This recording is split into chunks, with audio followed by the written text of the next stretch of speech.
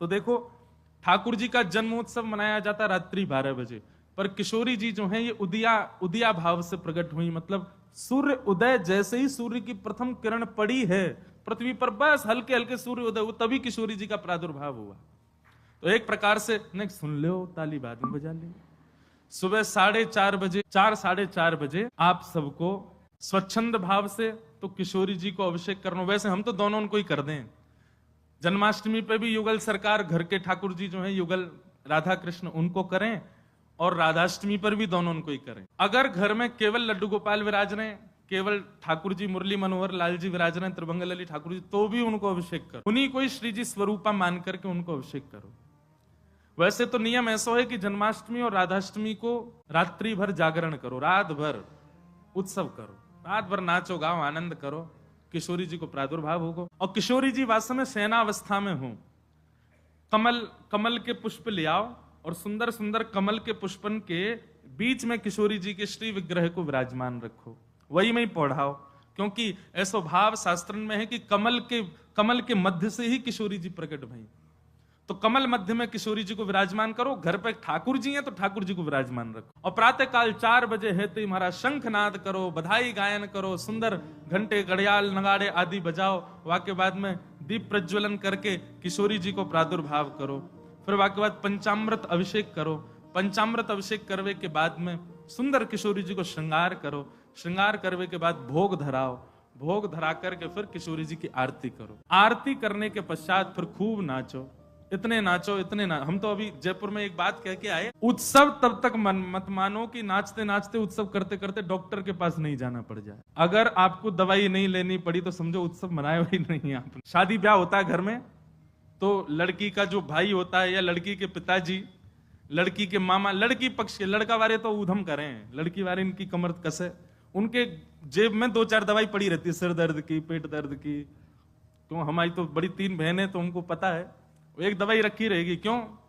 सिर दर्द हो रहा है, सो नहीं पा रहे हैं। तो तभी ब्याह माना जाता है जब पिता और भाई ये बिल्कुल श्रमित हो जाएं, तब लगता है हाँ ब्याह हुआ। श्रमित ही नहीं हुए तो क्या बात का ब्याह। ऐसे ही उत्सव में महाराज एक आनंद की बात करें, ये नहीं जबरदस्ती कि महाराज दवाई लेनी ही पड़ जाए।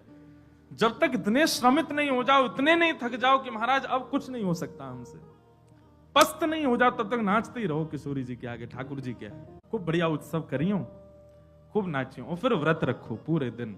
किशोरी जी को खूब बढ़िया व्यंजन पवाओ, और पवा करके वो कोई को वितरण करो, कोई अपने काजे थोड़ा रख लो। दूसरे दिन जब नौमी लगे सो वाको पाओ प्रसाद रूप में, प्रवादन व्रत रखो। और भैया नहीं रुको जाए तो पा लियो, चकाचक पाओ।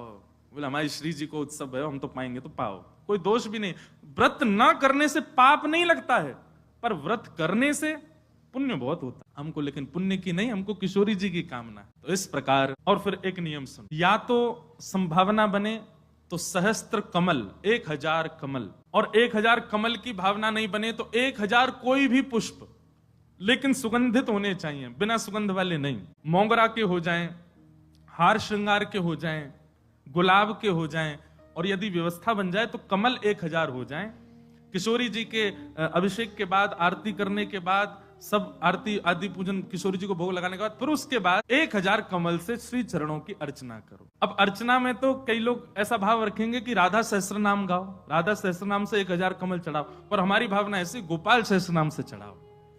गोपाल जी के नाम से 1-1 कमल ठाकुर जी, क्योंकि भैया धन धन राधिका के चरण, परमानंद दास जी का पद है, उसी पद में कहते हैं श्याम जिनकी शरण। अरे कथा तो यहां तक आती है कि किशोरी जी के सदा चरणन में ठाकुर जी रहे, गा दें।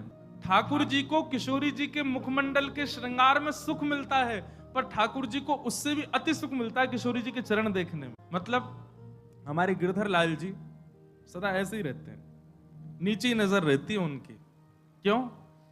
बोले जब गिरिराज धारण किए तो सामने किशोरी जी खड़ी है, तो किशोरी जी के मुख को नहीं, किशोरी जी के श्री चरणन को देख रहे हैं ठाकुर जी, और नित्य दृष्टि वहीं रखते हैं। वैसे तो लाला के नैन रुके ना है, चप्पल तक यूं ही घूमते रहेंगे इधर उधर, लेकिन जैसे कृष्ण ठाकुर जी ऐसे ही खड़े रहते हैं, नीचे नजर करके, नजर सीधे चरणों में ही रहती है किशोरी।